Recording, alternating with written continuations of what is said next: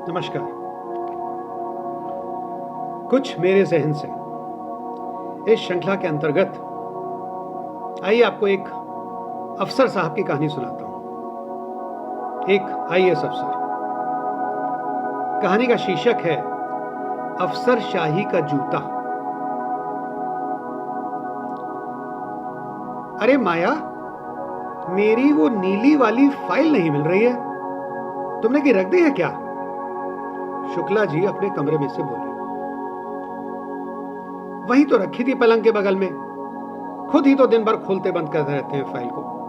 मुझसे पूछ रहे। माया, उनकी पत्नी, रसोई से चिल्लाई। दिन भर बस लड़कियों की तस्वीरें देखते रहते हैं। न जाने अधिरथ कब आएगा, कब लड़की पसंद करेगा, कब शादी करेगा। माया बड़बड़ाने लगी। अरे तुमने वो मेरठ वाली लड़की की तस्वीर देखी क्या? शुक्ला जी फिर चिल्लाए। हाँ देखी, अच्छी है, बात की जा सकती है। माया किचन से फिर चिल्लाई। अब हमारे रमाकांत शुक्ला जी अभी 3 महीने पहले ही आईएएस से सेवानिवृत्त हुए थे। कार्यकाल में उनका एक रुतबा था। वह अत्यंत ही ईमानदार और आदर्शवादी व्यक्ति थे। यह आदर्शवाद उनके कार्य में काफी आड़े आता था और अक्सर उनकी झड़प निम्न वर्ग के लोगों से हो जाती थी। इसी वजह से उन्हें पदोन्नति में बहुत ही यंत्रणा से मिली। ऊपर के ओहदे वाले लोग भी उनसे वैमनस्य की भावना रखते थे। कहा जाए तो शुक्ला जी थोड़े सनकी किस्म के इंसान थे। वही करते थे जो उनकी बुद्धि में आता था। शुक्ला जी का एकमात्र पुत्र अधिरथ सिडनी, ऑस्ट्रेलिया में आईटी क्षेत्र में नौकरी करता था। शादी की उम्र थी और शुक्ला जी बेसब्री से बहू के इंतजार में थे। कई अखबार पत्रिकाओं में मैट्रिमोनियल परिशिष्ट में अधिरथ के इश्तहार दे चुके थे और अपने फालतू समय का सदुपयोग उचित कन्या ढूंढने में व्यतीत करते रहते थे। अगले हफ्ते अधिरथ 1 महीने की छुट्टी पे हिंदुस्तान आ रहा था, तो शुक्ला जी की पूरी कोशिश थी कि कैसे भी करके उसका विवाह कर दिया जाए। शुक्ला जी दहेज के सख्त खिलाफ थे, परंतु लड़की अच्छे से ठोक बजा कर लेना चाहते थे। अधिरथ बहुत ही सीधा लड़का था और व्यवस्था विवाह यानी अरेंज मैरिज के कतई फेवर में था, तैयार था। शुक्ला जी चाहते थे कि जैसे ही बेटा आए उसका लपक कर 3-4 चुनिंदे रिश्ते दिखाएं, लड़की पसंद करें और चट मंगनी पट विवाह संपन्न करें। शुक्ला जी की नीली फाइल में तकरीबन 30 विभिन्न प्रकार की लड़कियों की तस्वीरें थी, परंतु संशोधित सूची में दिल्ली की 4 लड़कियां थी। शुक्ला जी ने फैसला किया कि अधिरथ का बहुमूल्य समय व्यर्थ ना करते हुए पहले खुद ही इन 4 लड़कियों का अवलोकन कर लिया जाए और फिर अगर पसंद आए तो बात को आगे बढ़ा दिया जाए। वाजिब बात है। लिहाजा पहली लड़की वर्णिका का अवलोकन करने के लिए उन्होंने ठान लिया। वर्णिका अपने पिता श्री सिद्धेश्वर नाथ पांडे जी के साथ करोल बाग में रहती थी। गर्मी के दिन थे। शुक्ला जी सुबह सुबह जल्दी उठ जाया करते थे। उन्होंने अपनी कार निकाली और सुबह 7 बजे पांडे जी की चौखट पे जा पहुंचे। पांडे जी बस उठे ही थे। निवृत्त होकर धोती पहने और जनेऊ कान में लपेटे अखबार उठाने गेट पर आए थे। सुबह सुबह आगंतुक को देखकर वो तो सकपका गए। नमस्कार पांडे जी, मैं अशोक विहार से रमाकांत शुक्ला हूं। आपकी पुत्री के विषय में बात हुई थी ना? जी याद आया। जी याद आया, आइए आइए आइए। पूर्ण संकोच में पांडे जी ने गेट खोल दिया और शुक्ला जी को बाहर बगीचे में एक कुर्सी पर बिठा दिया। एक फोन कर देते तो बेहतर होता, हम आपके स्वागत के लिए तैयार रहते, पांडे जी ने सहजता से कहा। अरे फोन कर देते तो सारी बात ही खत्म हो जाती। मुझे तो आपकी पुत्री का प्रातः बेला में सौंदर्य देखना था, बिना श्रृंगार वाला। मेकअप तो सब कुछ छुपा ही लेता है, ठीक बात है ना? शुक्ला जी ने बड़े गर्व से मुस्कुराकर कहा, जैसे बड़ी नेक दिल बात कही हो, बड़ी सुघड़ बात कही हो। पांडे जी हमारे बड़े सीधे साधे व्यक्ति थे। यह ग्लानि का वो घूंट पी कर रह गए। उन्हें शुक्ला जी का इस प्रकार आना कतई नहीं भा रहा था। खैर, वो झटपट भीतर गए और एक पानी का गिलास लेके शुक्ला जी के लिए बाहर आ गए। 15 मिनट के उबाऊ इंतजार के बाद वर्णिका चाय का प्याला लिए बाहर आई। घबराहट के कारण उसका चेहरा सफेद पड़ गया था और हाथ भी कांप रहे थे, जाहिर है। शुक्ला जी ने वर्णिका से कुछ इधर उधर के सवाल पूछे और झट से उठ खड़े हुए। जी, मैं चलता हूं, वह कहकर तुरंत बाहर आ गए। पांडे जी को शुक्ला जी का इस तरह का व्यवहार बहुत ही खराब लगा, परंतु शालीन थे, कुछ बोले नहीं। शुक्ला जी घर आ गए। सुनो, मुझे तो करोलबाग की लड़की अच्छी नहीं लगी, इतनी घबराई हुई सी थी। उसकी क्या निभेगी हमारे स्मार्ट लड़के के साथ? शुक्ला जी ने माया के सामने टिप्पणी कर दी। माया कोई बात रास नहीं आई। सुबह सुबह कोई जाता है इस तरह से? बेचारी लड़की घबराई गई होगी। आप भी बस ना रहने दीजिए, न जाने कैसा दिमाग है आपका। माया तो बोलकर चुप हो गई। अच्छा, तुम ही सही हो, हम तो हमेशा गलत होते हैं। अब मेरे साथ तुम भी चलना, कल दरियागंज की लड़की देखने चलेंगे। शर्मा जी को फोन कर दूंगा, ठीक है? शुक्ला जी बोले। शुक्ला जी सपत्नीक शर्मा जी के घर पर ठीक 5 बजे धमक गए। शर्मा जी का घर काफी समर्थ था, रख रखाव भी आधुनिक था, वह वास्तु अनुरूप था। शर्मा जी ने शिष्टता में कोई कसर नहीं छोड़ी। उनकी पुत्री कामायनी बेहद सुशील व सुंदर कन्या थी।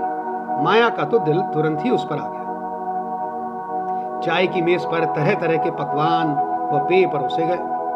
खुशबू से सारा वातावरण सम्मोहित हो गया।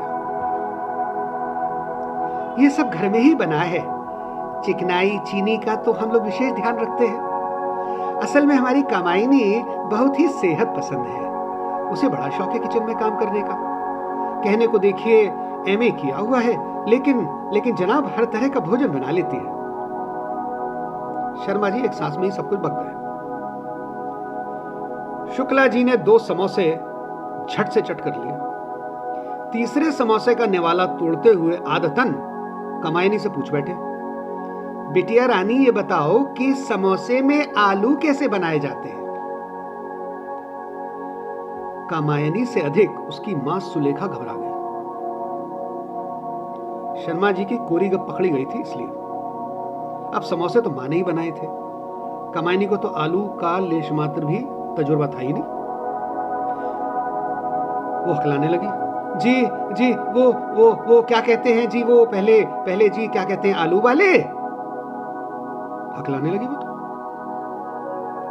शुक्ला जी ने माया को घूर के देखा और अपने चातुर्य का इजहार कर दिया। उठ के बाहर आ गए। कैसा झूठा इंसान है ये भाई शर्मा, कैसे डींगे मार रहा था। मुझे तो आभास था कि लड़की को कुछ नहीं आता बनाना। मुझे नहीं चाहिए ऐसे झूठे लोग, कपटी लोग, न जाने किस तरह का झूठ बोलेंगे आगे चल के। माया को उनकी बात फिर पसंद नहीं आई। रहने दीजिए आप भी, इतनी सुंदर लड़की है और कौन से समोसे की दुकान खोलनी है उसे सिडनी जाके। आप तो बस अपनी झक में ही रहते हैं। मैं नहीं जाऊंगी अब से आपके साथ कहीं भी, मुझे तो शर्म आती है। आखिर मैं भी लड़की हूं और माता पिता का दर्द समझ सकती हूं। आपने मेरे पिताजी को भी बहुत परेशान किया था। जब देखो अपने हिम में ही डूबे रहते हैं। माया रुआसी हो गई। चलो जी, तुम तो न जाने बात को कहां से कहां ले जाती हो। ये रिश्ता कैंसिल। अब कल नोएडा चलेंगे, मुरारी बाबू अंसल जी की लड़की देखने। शुक्ला जी बोले।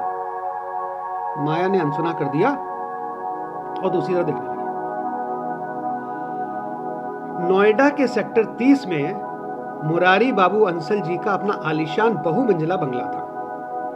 बाहर चमचमाती हुई ऑडी कार खड़ी थी, जो शायद जानबूझकर वहां खड़ी की गई थी। घर में चारों तरफ वैभव का साम्राज्य था।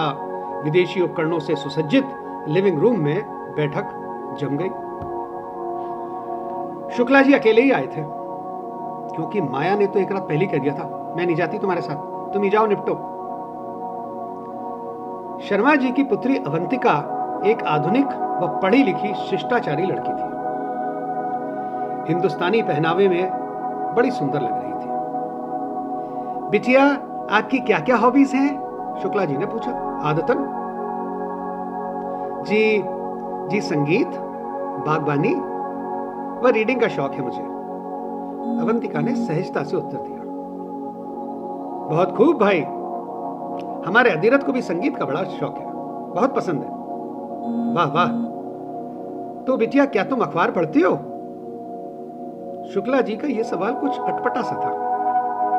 अवंतिका थोड़ा तो सकपकाई, थोड़ा रुक के बोलती है, जी टाइम्स ऑफ इंडिया पढ़ती हूं।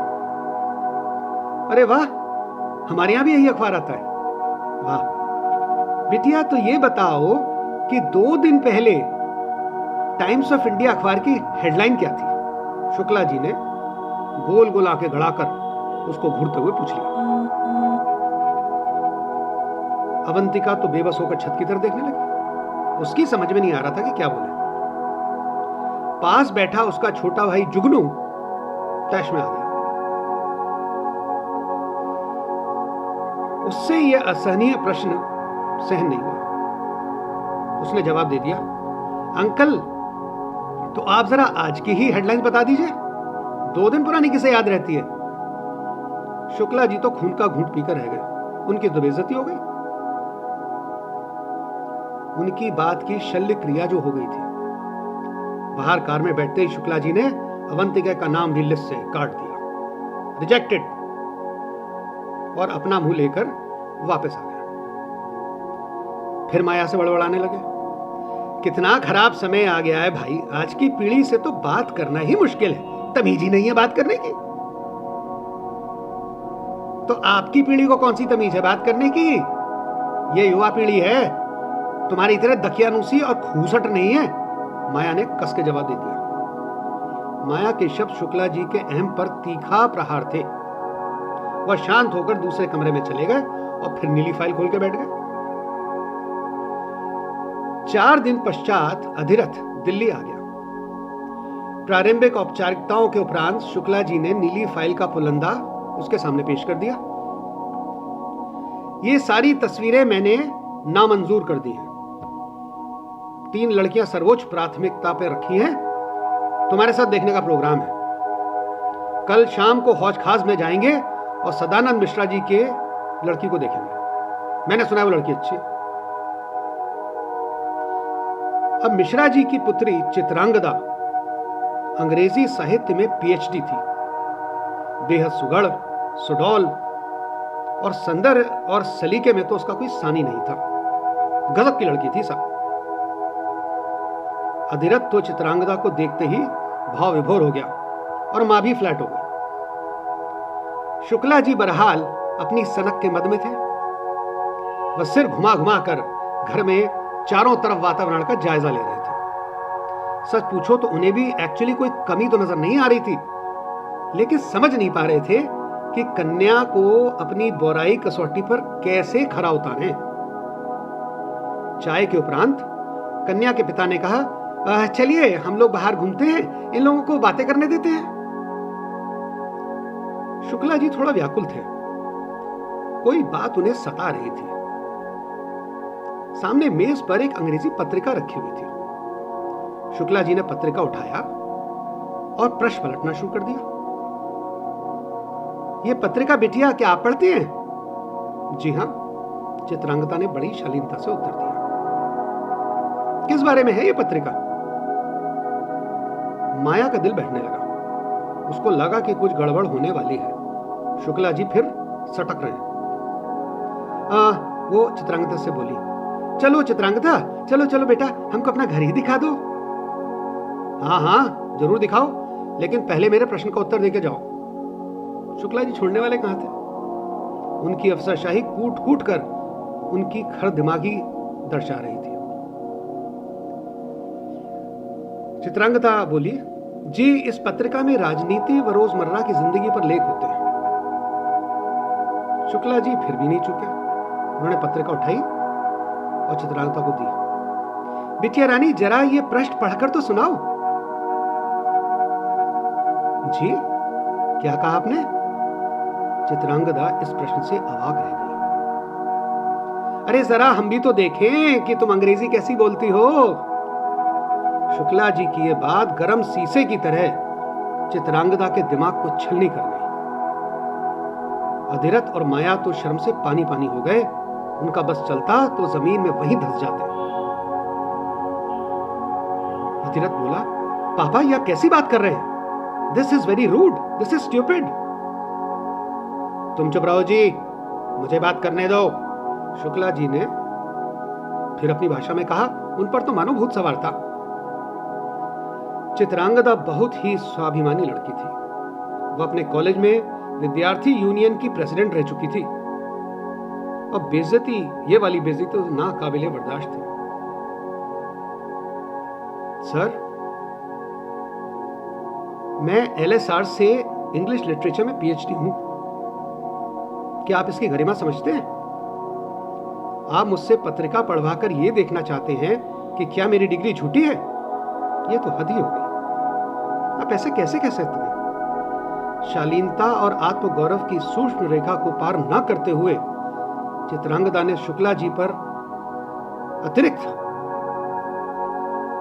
प्रहार नहीं किया, लेकिन सोच और रौद्र में डूबी वो उठी और कमरे से बाहर निकल गई। अधिरथ भी गुस्से में तमतमा गया था। वो भी चित्रांगदा के पीछे पीछे कमरे से बाहर निकल गया और माया तो बुत बनी वहीं खड़ी रही। शुक्ल जी अपने जिगर पर 20 टन का वजन लिए धप्प से वहीं पर सोफा पे समा गए। अफसरशाही का जूता जो वह साल दर साल लोगों के आत्मसम्मान पर जब तब बजाते आए थे, आज खुद की नीरी चांद पर ही पड़ गया था। उसका दर्द वो तन पर नहीं, आत्मा पर महसूस कर रहे थे। उनका सारा अहम और गुरूर जूते तले रौंगा जा चुका था।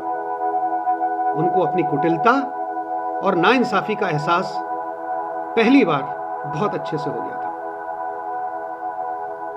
उनसे आधी से कम उम्र की लड़की ने उन्हें सिखा दिया था कि शालीनता और दूसरे के आत्मसम्मान का क्या अर्थ है और क्या महत्व है। आने वाले दिनों में शुक्ला जी एकदम शांत हो गए। ऐसा प्रतीत होता था जैसे अफसरशाही के रण क्षेत्र में उन्होंने अपने सारे अस्त्र शस्त्र नेस्तनाबूद कर दिए हों। बस सर्कस की शेर की तरह अपनी पत्नी और पुत्र की हर बात में हाँ में हाँ मिलाते थे। अधिरथ और माया भी पहली बार खुलकर सांस लेने लगे थे। घर का माहौल ही बदल गया। वर्षों से चली आ रही तानाशाही और मानसिक बर्बरता परास्त होकर धरातल पर आकर समा चुकी थी। 15 दिन पश्चात अधिरथ के विवाह की तैयारी होने लगी। सारा घर चमचमा रहा था। शुक्ल जी खुश थे क्योंकि अधिरथ का विवाह उसकी इच्छा अनुसार हो रहा था और माया का तो पूछे ही मत, बहुत खुश थी। सामने की मेज पर शादी का निमंत्रण पत्र रखा हुआ था और निमंत्रण पत्र पर लिखा था, शुभ विवाह, Adhirath weds Chitrangada. Thank you, नमस्कार।